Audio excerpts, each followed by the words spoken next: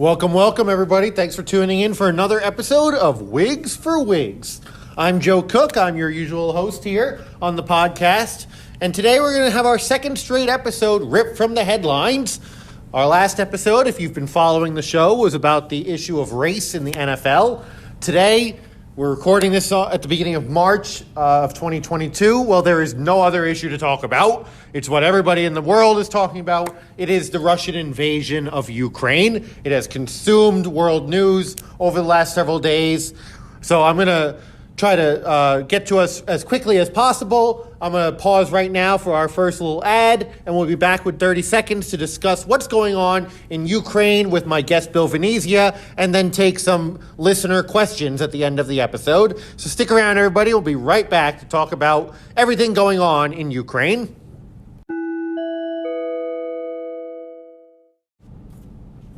Let me tell you all about Anchor, because some things are just obvious, right? Like, we all know if you want the perfect cow to be the first one milked on an airplane in the year 1930, you turn to Elm Farm Ollie. No question about it.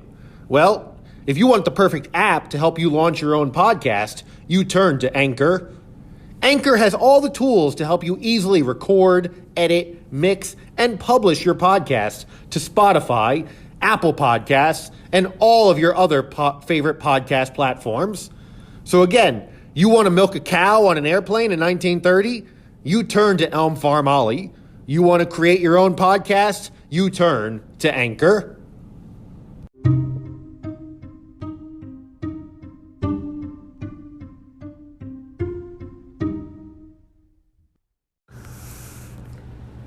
All right, we are back with Bill Venezia after a week off last week. A little while since we've had a new episode. We were on break here at the school, so we didn't have access to recording an episode. But a lot has happened in that last week, all of you out there listening, assuming you're listening close to the time of the release of this episode, which is, of course, the Russian invasion of Ukraine. And that's going to be our topic today. We're going to talk about what's been happening. We are recording this, just so that you all know, in the early afternoon of March 1st. So God knows if you've been paying attention to the news, things could change quickly here by the time you're listening to this, but that is when we are recording this on the early afternoon of March 1st, Tuesday here. So if by the time you listen to this, things have changed drastically, well, it's not our fault. We're not out of touch. We already recorded it. This is a podcast, not a live show. Tune into our live show next time for most up to date. But we do have the other day, we have Russia invading the sovereign state of Ukraine. And Bill, I just want to ask you, when you first saw the news, this would have been, was it Wednesday of last week that they first invaded? Yeah. Sometime in the middle of last week. What was your initial reaction? It drew to the parallels of the Second World War. The start of it in 1940, well, the war was already raging, but in 1941, Hitler invaded the Soviet Union, and it was a three-pronged attack, and one of the prongs went through the Ukraine. Yeah. They wanted to, basically, for two reasons. One, they wanted the oil from Baku and the Caucasus, from the Crimea, and they also, that's where the breadbasket of the Soviet Union was the Ukraine. They provided most of the food. And the ironic part was that the Ukrainians treated the invading German army as liberators. Yeah. Little did they know that would change. Just tell us a little bit about what Ukraine's experience was with Stalin, why they would treat the Nazis. It goes beyond Stalin. It goes back to the Tsars. The area of the Ukraine was always disputed. It was a disputed area with the Tsars, and it was also disputed, and it was also being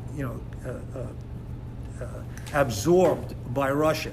So there was always this friction between the Russian nationalists or the Soviets and the Ukrainian people. Sadly, Hitler didn't play his cards right politically with the Ukrainians.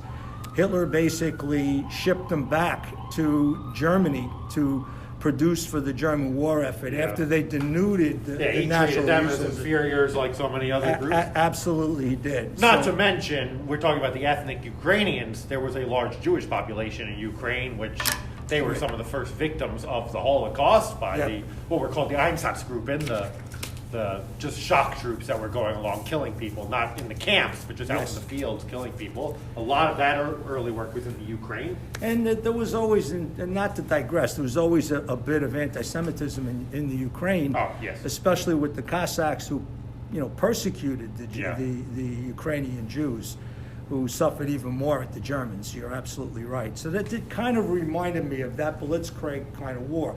That's where the similarity ends. I'll tell you, I had a memory of World War II also watching those first days, but it was a completely different memory. It was seeing people in Kharkiv, which is the second largest city in Ukraine specifically, taking shelter in a subway station. And I think we've all, if you're really into 20th century history, seen the images of the British people in London taking shelter in the subway stations in the London Tube from the German Blitz of London. And it was just very reminiscent of that, seeing those images of people taking cover like that in the subways. I don't know if I could personally bring myself to hide in the New York City subway stations. Those rats might be more frightening than the bombs. But. Yes, but you know what? Also, too, there's a parallel to the Cold War because the Soviets built these massive bomb shelters in the Ukraine to protect the people from a possible nuclear attack from the West. And those very same bomb shelters are being a safe haven for Ukrainians as they try and escape the bombing that's currently happening.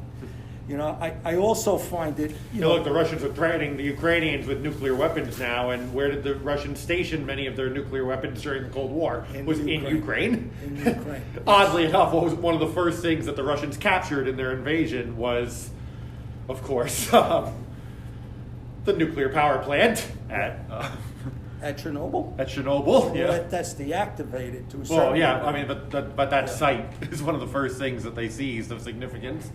Should that be the only thing that they seized? I also find it so disingenuous, the propaganda war.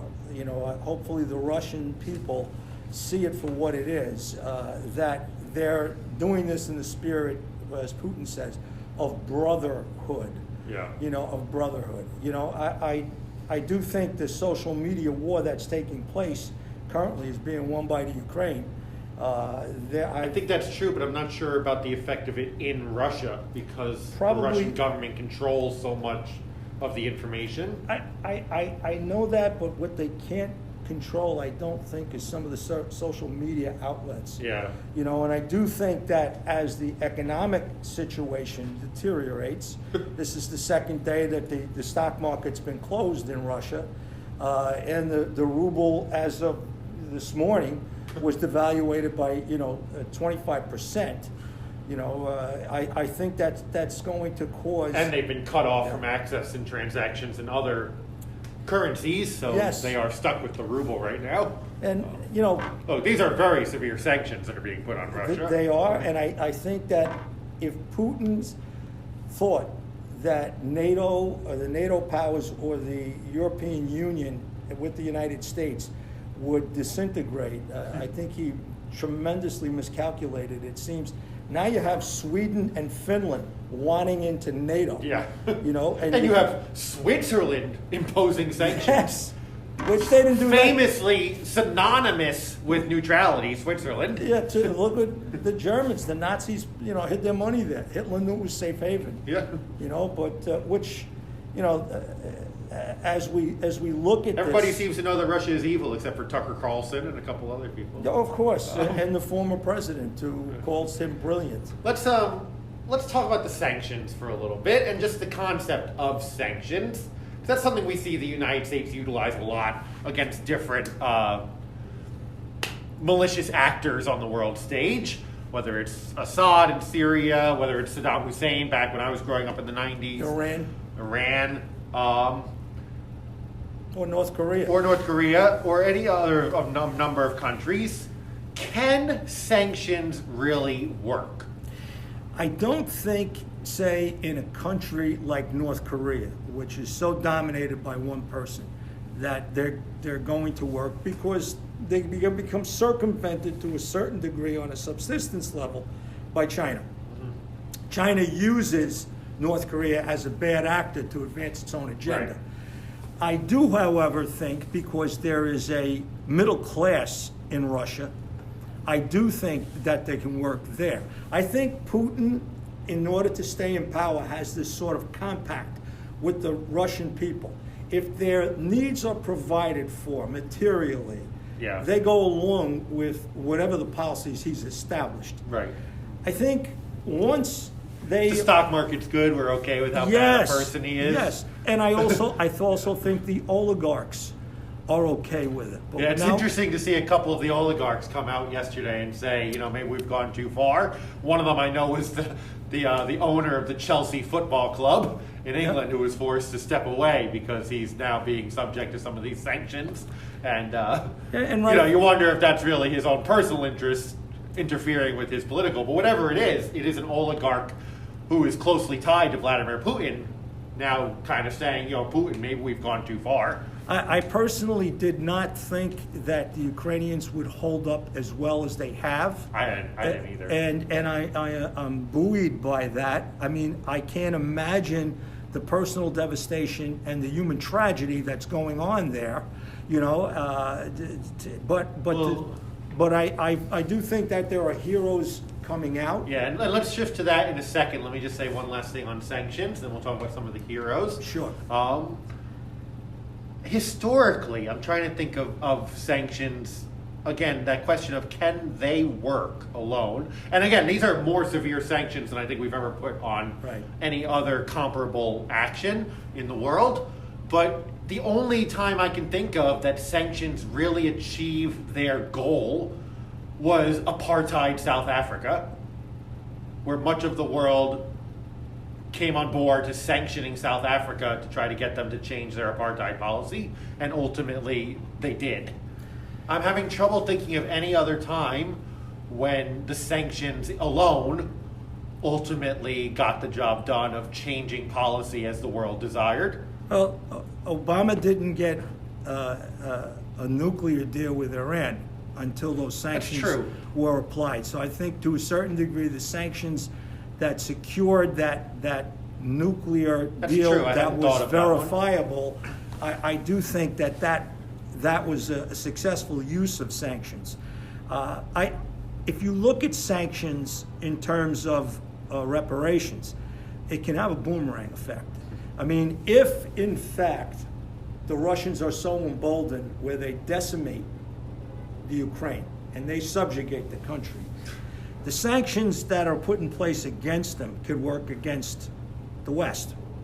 In terms of, if you look at what Germany's nose was rubbed into it after World War I, at the Treaty of Versailles. Yeah. You saw the roots of the rise of Hitler's Germany right there. Marshal Foch, the commander of the French army in World War I, allegedly, I've never seen definitive proof that he said this, said at the time of the Treaty of Versailles, this is not a treaty, it's a ceasefire of 20 years. And 20 years later, to the dot, is when Hitler invaded Poland. It's interesting, too, because Clemenceau was the one who was pushing for that. Now, don't forget, Germany, France and Belgium suffered horrible loss of they lost 2 generations of men. Yeah. In the First World War. They wanted to basically exact anything they could out of Germany. Germany was able to circumvent those reparations, and the rise of the Nazi Party in Germany was in effect a reaction to, look what they did to us. Along with that misguided scapegoating of German bankers, Jews, which was so sad. You mentioned that Ukraine has surprised you. Maybe the sanctions, we'll hope that they work. They seem to be being very effective so far. Certainly something that is working is the bravery of the Ukrainian people. Oh, absolutely. And their determination to preserve their independence against this Russian aggression. What's impressed you the most about the Ukrainian people? Well, Is it President Zelensky? Definitely President Zelensky as the head of the Ukraine? To me, he's a profile in courage. It's ironic, isn't it, that here's a former comedian, stand-up comedian, and TV personality who's risen to this pinnacle of power as the president of the Ukraine, and what he's doing in his country for his country is remarkable. He's like the Winston Churchill of the Ukraine. Who would have thought it? Nobody. I mean, think about our former president as a former reality TV star and juxtapose their performances. He's certainly not a buffoon, let's put it that way. He is tremendously the leadership courageous. class in general. There's been this member of parliament who's shown up quite a bit on CNN and social media, a female member of their parliament who's taken up arms to defend the country. I can't think of her name off the top of my head, but the Klitschko brothers. The Klitschko brothers, both former world heavyweight champions in boxing. Yep. One of them, the mayor of Kiev, now taking up arms, leading territorial forces. There is former President Poroshenko, who has his own complicated history and relationship with President Zelensky, but right now is helping to defend the country, handing out rifles and fighting in the streets of Kiev. I mean, it's really remarkable. I can't, it's hard for me to imagine, and God forbid this was ever a reality, but America being invaded and one of our former presidents rushing out to grab a gun in his, I think Poroshenko's in his 60s. Do that. I saw a clip on the weekend in the Boston Globe of 70-year-olds volunteering. It's 18 to 60. They said no men can leave the country because they're expected to help defend the country. And we have people all over the place making Molotov cocktails and.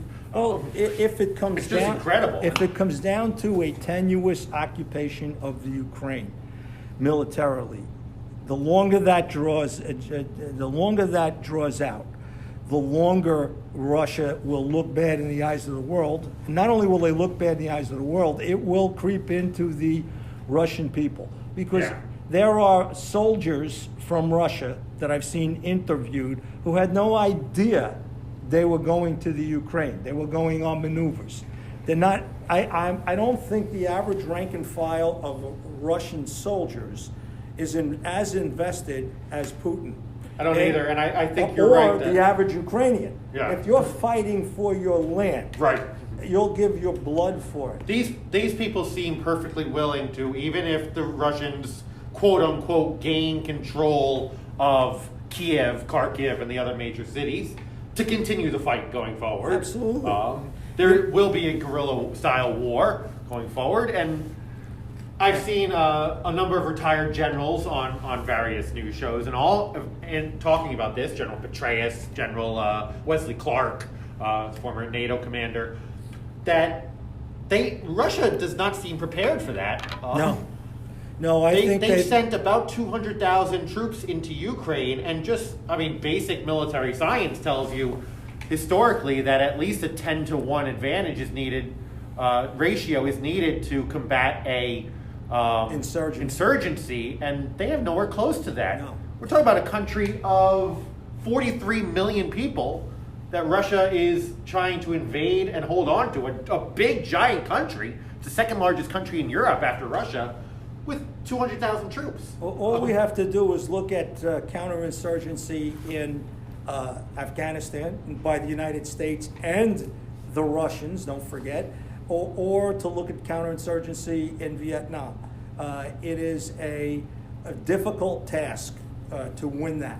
Yeah. I remember Ho Chi Minh saying post-war, we would have fought for 100 years to take our country back. And I think that seems to be the mindset of the Ukrainians. And if they take a cue from how Stalin survived that onslaught of Operation Barbarossa from Hitler, who went all the way to Moscow, it was scorch and burn. And exactly what's happening to the Russians today were basically happened to the Germans in 1941. Because what happens, the army advances and advances past their supply lines. And that's exactly what the Russians did. Yes, and that's what. And now we see this giant convoy heading towards Kiev, and it is certainly intimidating to look at. Yes. And look. Again, we're recording this on March 1st. We don't know how this is going to play out. Chances are that the Russians will gain control of more territory and land in Ukraine. There's probably going to be significantly more destruction and death coming, unfortunately. But to take over a city is not going to destroy the will of the Ukrainian people. No. Certainly, it may actually increase the will of the Ukrainian people, especially the more destruction that's done. So, look what the bombing in Vietnam did to the resolve of the Viet Cong or the Reds in North Vietnam. I mean, it strengthened their resolve. Plain and simple. You had mentioned this morning when we talked downstairs. About what Adam Kinzinger had suggested. And I think it's the right move. Okay, I'm going to cut you off there. I want us to take a quick break, and we're going to come back and talk specifically about the American response to this, how we should respond.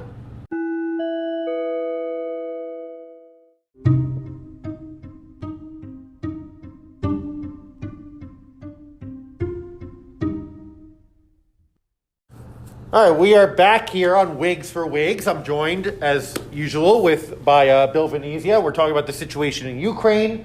And Bill, I just want to, as we come back to talk about the American response to what's going on in Ukraine, I want to play a little clip of something for you. This is General David Petraeus, the former American general in Iraq, commander of Central Command, and CIA director, speaking the other day. This was as the war was just starting. About what he was thinking about the reaction of the American people to what's happening. That politics ends at the water's edge. Now, it's never been completely true, but this is a time when clearly politics should end at the water's edge. Everyone needs to come together, Republican, Democrat, Independent, and support our president, support our troops, and frankly, support the Ukrainians. As a columnist said the other day in the Washington Post, we are all Ukrainians now, and we are. This is an assault on democracy, not just an assault on Ukraine. It is just completely violating all the principles that have governed really the world since the end of World War II in the UN Charter and so forth. So this is vastly even greater than how substantial it is. Again, and it has to be answered, and I think it will be answered by a unified U.S., NATO, EU, UK, and around the world response, and that needs to include everyone in the United States as well. So that was General Petraeus speaking the other day, just as the war was starting, about how we need unity here in the United States and a united front in our response to this, both among ourselves and with our NATO allies. And I think with the NATO allies, we've certainly gotten that. Everybody seems on board with the sanctions, with what we're doing, sending more military support to the Ukrainians. Have we gotten that united response among the American people, though, that General Petraeus is talking about, from what you've seen? I think there's a vocal minority of people who are so anti-Joe Biden and democracy that they dare to come out of their rat holes to basically criticize the country, the United States, or by praising, because conversely that's what they're doing, they're rooting for Putin.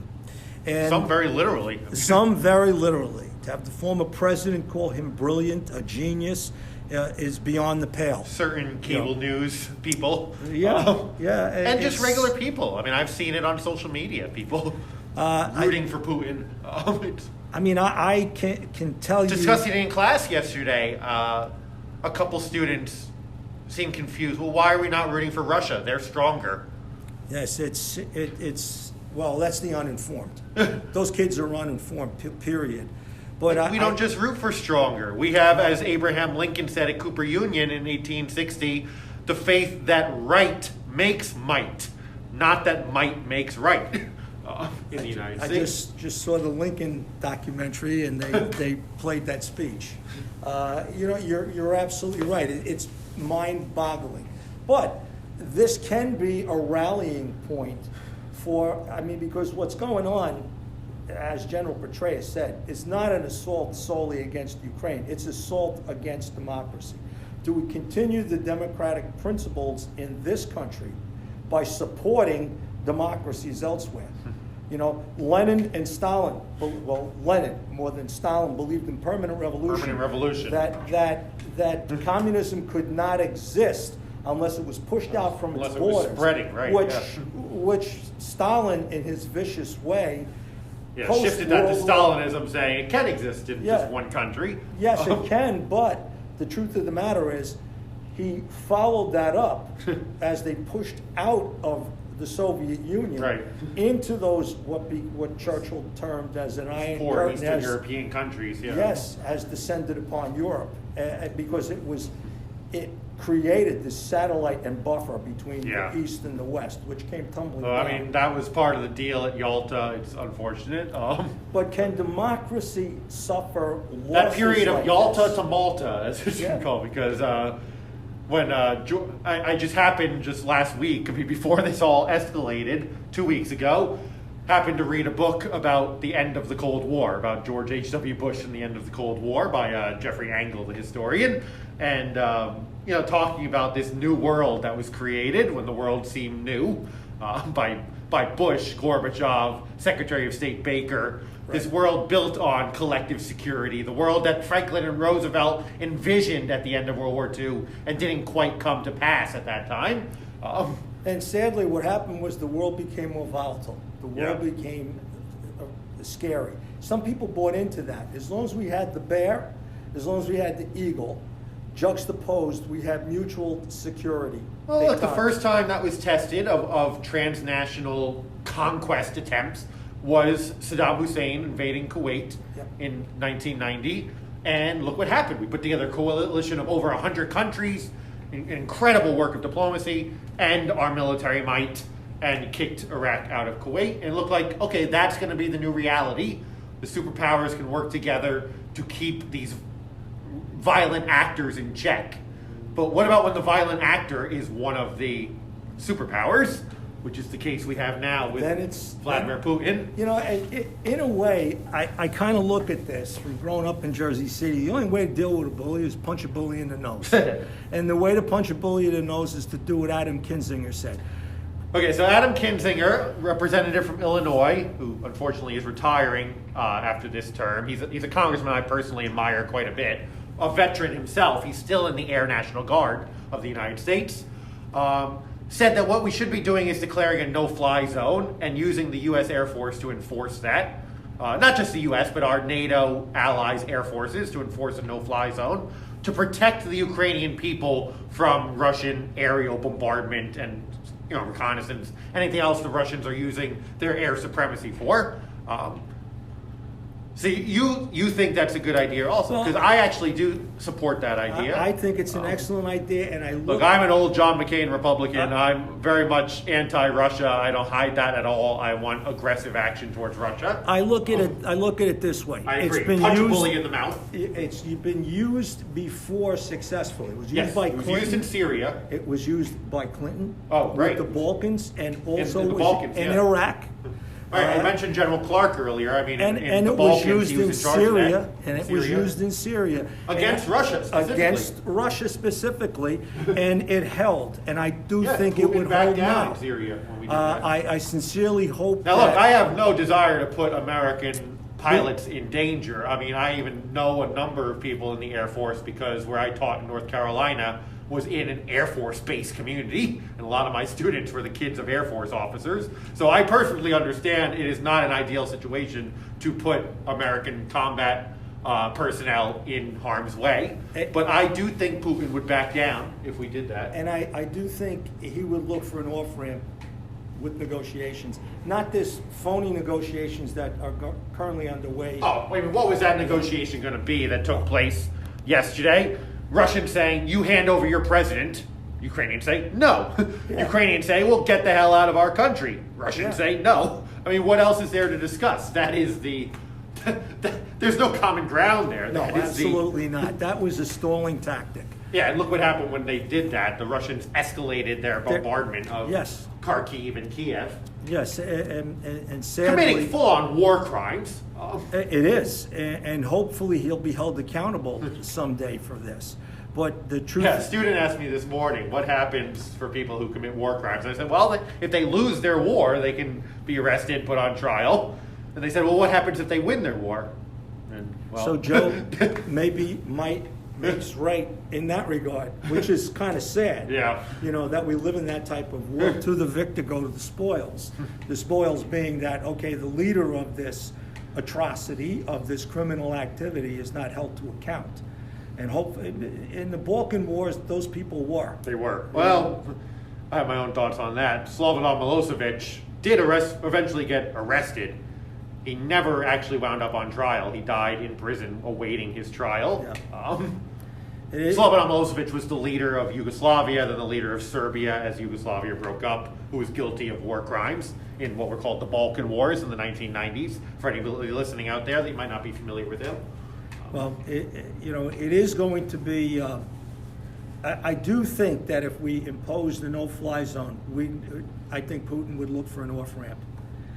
Because truthfully, I think then a third party would have to come in and negotiate the peace or the ceasefire, and it needs to be unconditional, and I can certainly empathize with maybe, and this was an end game for Putin, never realizing that he could hold the whole country but take the parts of the whole that he wanted. I'm not positive that was the whole the whole end game for the Russians. You really don't know. That's another thing. It's very unclear what exactly Putin really hoped to accomplish here.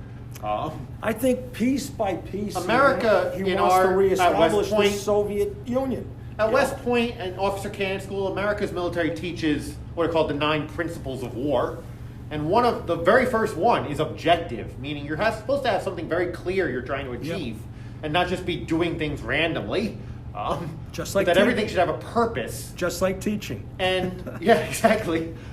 It's not entirely clear what exactly his purpose, what his goal was.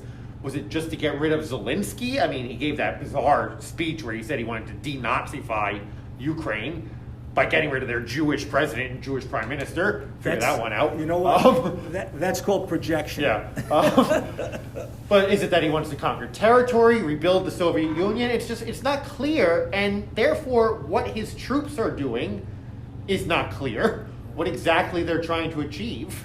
It's a very different war to fight to try to remove the government than to try to conquer the whole territory to do. See, that's going to be the dilemma for Russia, because if the boots on the ground don't buy in, and you get a Vietnamization of this conflict or Ukrainianization of this conflict, Russian soldiers are going to say, "Why are we here? Why are we here? What is this Why? for? Why? Why am I killing who you've told me is my brother?" Yeah.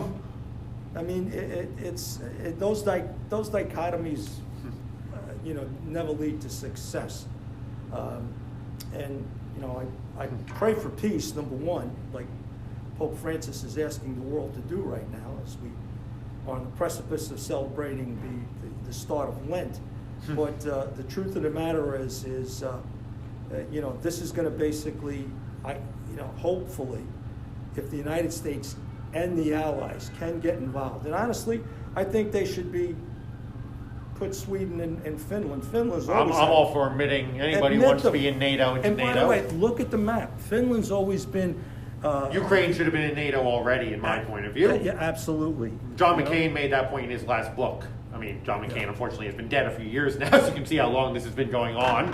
In his last book, he had a whole chapter about Ukraine. He was very involved with their fight against Russia that had been ongoing, and didn't understand why they're not in NATO yet. You know what's interesting? I wonder how the leaders of Poland, of Lithuania, Latvia, Estonia are feeling right now? Are they shaking in their boots? And I think that's putting a steel rod in their spine, because they're next. Yeah. You know, this sadly is. Well, what's protecting them is that they are in NATO. Yes, so. they are. Oh. Yes, they are. But it's what Putin doesn't want. He wants NATO degraded. You know, and As honestly, did a certain former president of the United States. Yeah, Finland. Well, he did for 4 years. He degraded NATO. Yeah. You know, like God bless. All right, things have not gone tremendously well domestically for. No, they President haven't. Biden. We can. I didn't want to bring this into evaluating our president. What the truth of the matter is, I think he's handling this with a This has been diplomatic effective. authority. Yes. So. Okay, I do. We have a few minutes left here, and I'd like to, if you're okay with it, take some questions from our listeners. And Absolutely. Some quick fire answers of our thoughts on what some of our listeners are asking. So this is from Andrew first, who's a former student of mine, is now studying at University of North Carolina at Chapel Hill. He said everybody in America generally seems to be anti-Russia at this point. Can political progress occur when both parties share a common stance, i.e. being anti-Russia, but for different reasons? If they have different reasons for being anti-Russia, but we are all united in that anti-Russia-ness, is that enough to be a positive thing? Andrew, the old Arabic axiom holds here. The enemy of my enemy is my friend. I think most alliances are formed somewhat tenuously, and when they are formed about something that in that Venn diagram is the center of it, yeah, I think that's definitely possible. And I do believe that the crazy wing who in the United States that are rooting for Russia will get smaller and smaller, and I think those people who have come out for the Russian values or aims in this will basically somewhat be silenced. Yeah. I mean, look, I'm all for anything that puts us on the same page, even if it's just temporarily. So I do think there is a positive to being able to be united in something, even if you have different reasons that are brought to that unison. Anything that puts us on the same page, especially in these very divided times in America, I think is a positive that needs to be seen in that way. Are we going to have Republicans and Democrats suddenly, going out for drinks together at the end of the day, like McCain, Kennedy in the old days, or Ronald Reagan and Tip O'Neill in the 80s? No, I don't see that happening anytime soon, but it's a positive thing, I think, if they are seeing eye to eye on this, at least. Because this is really, as you said, about basic American values of freedom, democracy, being good things. So the fact that we see people rallying to defense of that, when some of them have kind of slipped away from that in the last few years, and some of the things they've said and defended, I think is a positive thing for this country. I think so too, and I think that can. I think that can be. You won't get Mr. Romney going out for a drink unless it's a Coca-Cola. Well, no.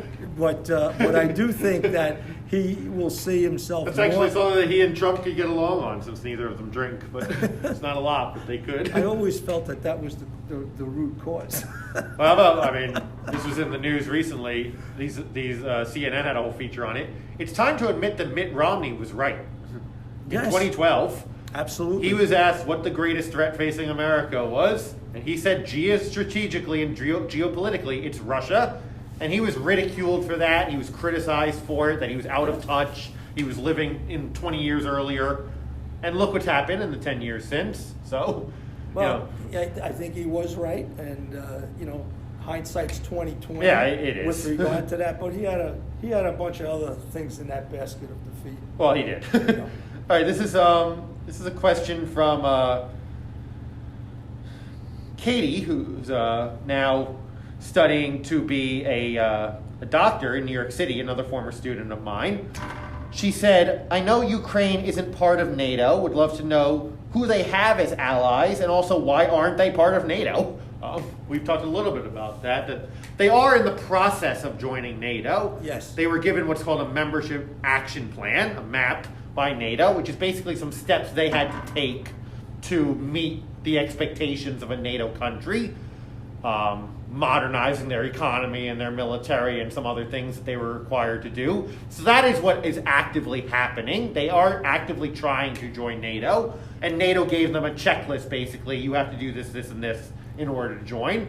I think part of what prompted this is that Vladimir Putin feels so threatened by how close they are in the process to joining NATO that he sees this as his last chance. Right. I've used the analogy the last couple of days of Vladimir Putin's the jealous ex-boyfriend. His ex-girlfriend, Ukraine, is now cozying up with another man, America and the West. They're engaged now. They're close to tying the knot. And this is that moment in the wedding when the minister's saying, speak now or forever hold your peace. And this is Vladimir Putin rushing in to try to stop the wedding.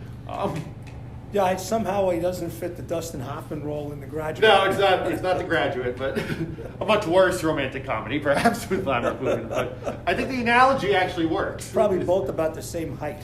It's true.